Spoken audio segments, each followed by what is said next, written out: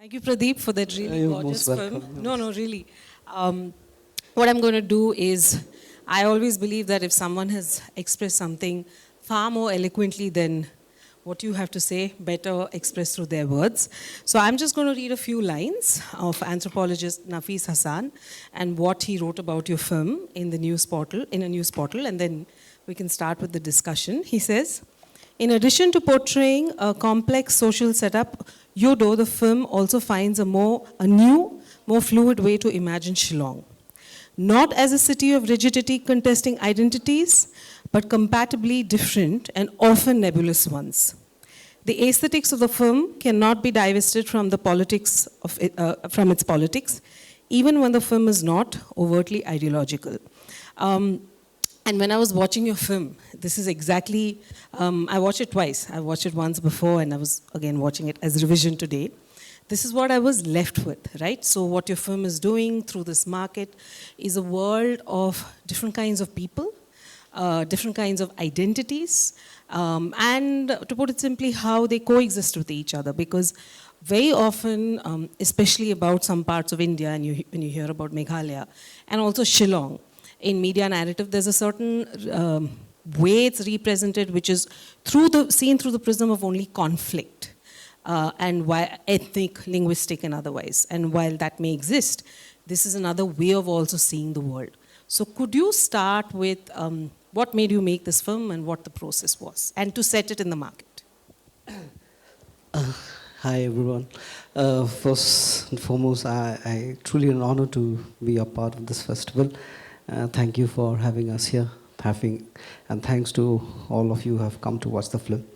Actually, during my childhood, we had a shop in Yodo. My family, we had a video library we had there. So I left school, so most of the time I used to be in the market, in the shop. But at that time, whenever I'm around the market, my whole perspective about the space was completely different. But as I grew as a filmmaker, suddenly I realized, there's an ignorance towards these people who are there in the market. We go to the market, we shop, we buy stuff, we come back. But we don't know these people, they have come from where they are from, their background, their lifestyle.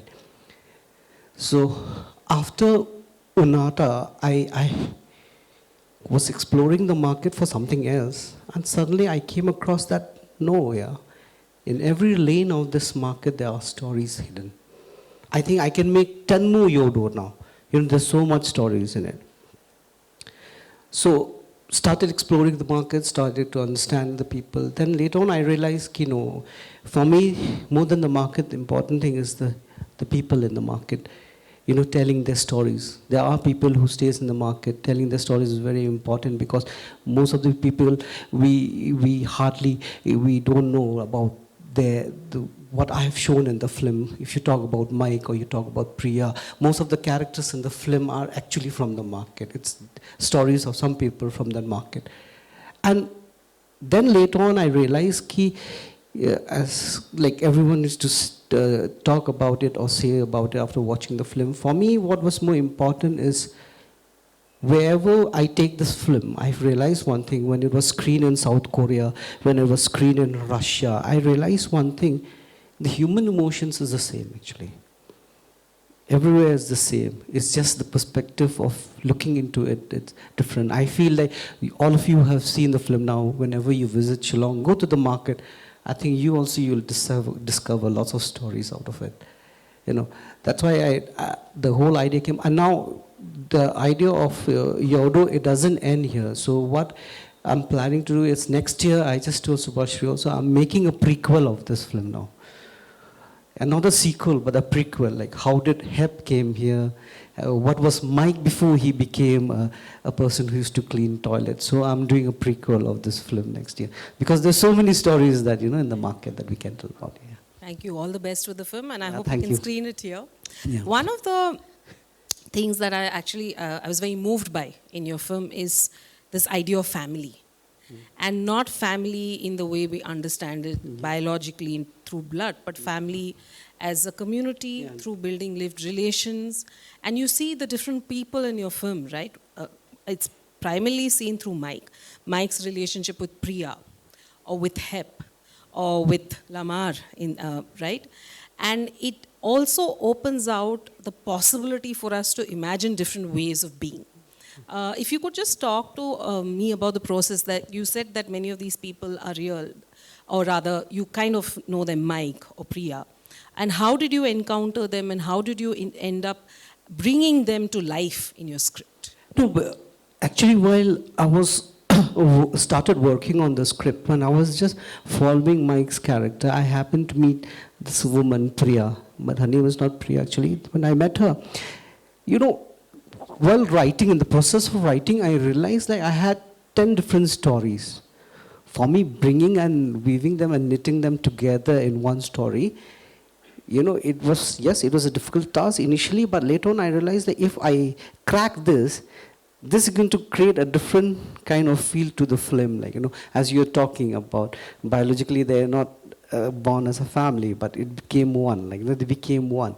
And suddenly I realized that that have really worked in favor of the film after I did it.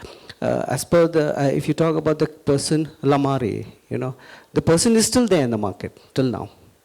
He's still there. He's still waiting for his family to, you know, no matter how much people have come, tried, took him to the old age home and all that, but no, still he wants to. What they have done now, he's there in an old age home, but they make it a point that twice a week they bring him back to the market, you know, just to keep him happy that he's still waiting for his son to come back. So, you know, so these small things that were there in the market while we were working on it, you know, have actually really worked in favor of the film itself. Yeah. Before I move to my next question, something I was telling you when we were chatting is, I found Mike and Priya's relationship very interesting. And for me, it was almost like a red herring now that I think back, because I felt there was a chemistry between them. And I was reading the film, because you don't see Edwina actually for the first 20 minutes or I think. So I was kind of thinking she's just a trope to kind of expand their relationship. Can you see? No, actually what happened, you know, this character Priya, when I met her, when we spoke to her about it also, she actually had a feeling for Mike. But she really hated him because before he became a toilet cleaner, he was a top-notch pickpocketer inside the market, Mike. Okay, he's been arrested many times, and that's something which have held her back, like, you know, not being with him and all. And suddenly when she saw the change in Mike, by the time she already got married to someone else. So that you're going to see in the prequel of the... Yeah, because that's, their chemistry is crackling, their flirtation, and so which is why for me the scene where she ends her life, I mean, don't show it, but no. I was shocked. I was like, what? I didn't see it coming. Actually, because Mike earlier, the person whom I've met, he's a very flamboyant kind of a person, you know. He wears colorful clothes. You'll see him all over the market. And everyone knows, oh, he's a pickpocketer, be careful of him. And he comes, and he says that, you know, I'm a pickpocketer, right? You all know that. So be careful. That kind of person he is. But that sudden change that came into him is only after he met Hep. Then he started, like, you know, taking life very seriously. Like, So couple more questions, and then we can open it out. I really want to understand from you, know a little more how you frame the city. Because there are two ways in which you encounter the city, right? One is the top shot, drone shots. And the other is actually in this almost claustrophobic, if you don't come from parts, if you live there, where, you know, it's through the narrow gullies, as they say. That's the way in which you encounter the city. So could you speak to me a bit about, before you started filming, how were you thinking of the visual language of the film? If you talk about the visual language, I'll tell you one thing. When we started, like, you know, we had plans, oh, we'll go there, we'll shoot this, we'll shoot like this. First day of the shoot, everything went for a toss. Why? We couldn't control the crowds. Things didn't go as what we had planned. Then we had a discussion in the evening, let's approach as a documentary. Just let's go and place the camera, ask the characters to perform. But what have really helped me during the filming of Yodo, it's the rehearsal. We rehearsed for almost 40 days inside the market. So you will see even the shopkeepers got involved. controlling, make it a point that if the customer comes, make sure that they don't look into the camera, and we had people among the crowds who always, when they cross the camera, they tell the people, please don't look that side, just focus on what you're doing. So all those rehearsals have really helped me a lot. But there was no visual planning and all as such, there was nothing as such. I mean, that's, when you talk about this fiction, non-fiction blurring of lines, it's evident, because I think there are times where people are looking into the camera and they're breaking the third wall, and you just let them do it. I just let them do, That's really fantastic. One last question, I have many, but I will let others ask, is the role of the singer. Okay. So obviously to me, I saw him as a sutradhar. Yeah. But because there's no subtitle for me to access what he's singing, I was very curious about what these songs are about. I purposely did that. Everyone I know that. So I mean, I'm curious. I didn't want it earlier we had subtitles, and I asked that, let's remove it, because it's taking the story away from us also. For me, I feel when it comes to music, I think there's no language for it. You don't need a language. It's just how he expressed it. I think that's more than enough. No. So while watching the film, actually, I didn't feel the need for words. But there's also a post-facto way of thinking of something. So are the songs about the place or about an emotion? That's what I'm curious about, not the lines he's singing. Most of the songs are all romantic. Yeah, it's about love, it's about feelings. He doesn't talk anything about the place, because it's no point of having a song talking about the place, because visually it's very much there, right there in front of you, We can open it out now. We have about a few. Yeah, there's a question here. And then just wait, you need a mic. I really loved the way the movie ended. I mean, the city is saying, right? I mean, the market is talking. The market, yeah. So how did you think about this? Because the perspective, see, who will know better about these people? It's the market. So I said, why not, let the market speak. Actually, now that you see hearing only the voice, actually earlier I had shots of a person, there's an old woman, you'll always see her in the frame. Actually she's the market, then later on we said, no, this is too much. Let's just use her voice, I feel the market talking in the film, it's very important, because she's the one, day, night, morning, evening, she's the one, she sees everyone, Because Yodo, in general, we address her as a woman in Shillong. Yeah. Any other questions? If so, please. Okay, there's a question here. Just wait for the mic. Hello. First of all, beautiful movie. Thank I you. was really, just the entire urban landscape, the way you captured it, it was absolutely mesmerizing. My question is that in addition to showing community involvement and the idea of adopted and biological family, as Subasri rightly brought up, I also see struggle there, right? I also a certain kind of community apathy. For instance, Mike and Hep used to listen to Priya cry every night. And they knew that she was getting beaten up, but nobody intervened directly. Or also the conversation between Sanju and Hep, right? When Sanju says that no one's going to step up and help me the way they helped you. So I also see moments where there is some kind of detachment that some individuals who are struggling or have lives that are different from others feel in this situation. So how do you balance that? Also not just in the narrative, but also in the explanation of the community and how you go about deciphering it for us. How do you balance that with general community involvement and general sense of family? See, if you talk about the problem which Priya is facing, Mike and Hep standing there in the window, it's very natural. We become audience, at that time. You go to any places, if you hear anyone quarreling, you just don't get involved into it, no matter how much you know those people. We become audience in that way. And we live in such a world nowadays, everyone is least bothered about others, the problems they're going through it. So through that, I did try to show something, this is the reality. This is how we are actually as human now. I think we are sitting right here now. If we hear someone quarreling outside on the road, no one will walk out from here and go and see what's going on or help them also. Because it's their matter, it's their life. They understand better. Yeah. Because you've asked, if there are more questions, we'll take that and come to you. Any more questions? Yes. Sorry about that, but yeah. Hi. Hi. As people have said, beautiful movie.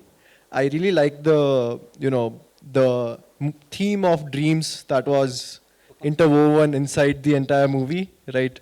And talking about dreams, how did you conceptualize Corina? And, is that actually something that happened to Mike? Can you tell us more about it? Just wanted to know. See, Corina, actually, it's a woman that really exists in the market earlier, 20 years back. And she was a mentally retarded woman. And she had 2 sons. So she passed away, and the son was like, they were brought up by the missionaries. So everyone, when we talk about Yodo, if we don't talk about Corina for us in Shillong, means it's incomplete. So now in today's time to bring Corina back, for me it was a big challenge. I said, why not bring it into dreams? Because in Shillong, I don't know how many of you have been there, we used to play this, it's called Tir, it's a lottery. You've seen Naveen writing numbers and all, where you gamble basically. So basically, if you dream, they calculate on those dreams. You dream this, then this number. You dream this or this number, you play. For 1 rupees, you get 80 rupees. So I thought, like, why not bring Corina into Mike's dream? And with that assumption, maybe, like, Corina is my mother, like, which you saw. So that's the whole idea. Come on, yeah. Okay, we have time for one last question. Did someone have a question? Aruna. Yeah. Oh. So sorry. Yeah. So for a moment, I almost thought that this is that famous female market, women's market of Imphal. Imphal, no. For a moment, Yeah. because it is also crisscrossing how, That is Ima market. That's Ima it. market. Yeah.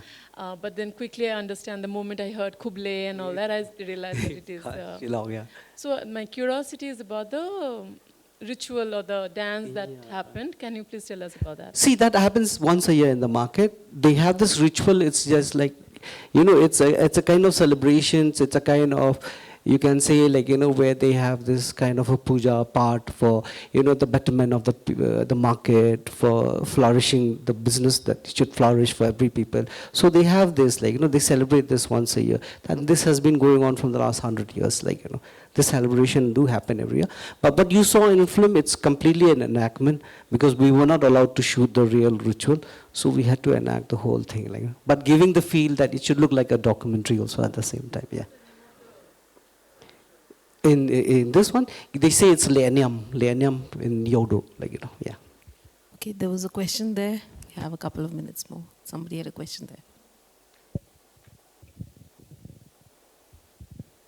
Hi, Hi. I actually have one technical question to ask. Oh. So there's one particular shot, like after the interval title. So there's like one shot where Hep and Mike are talking in their house.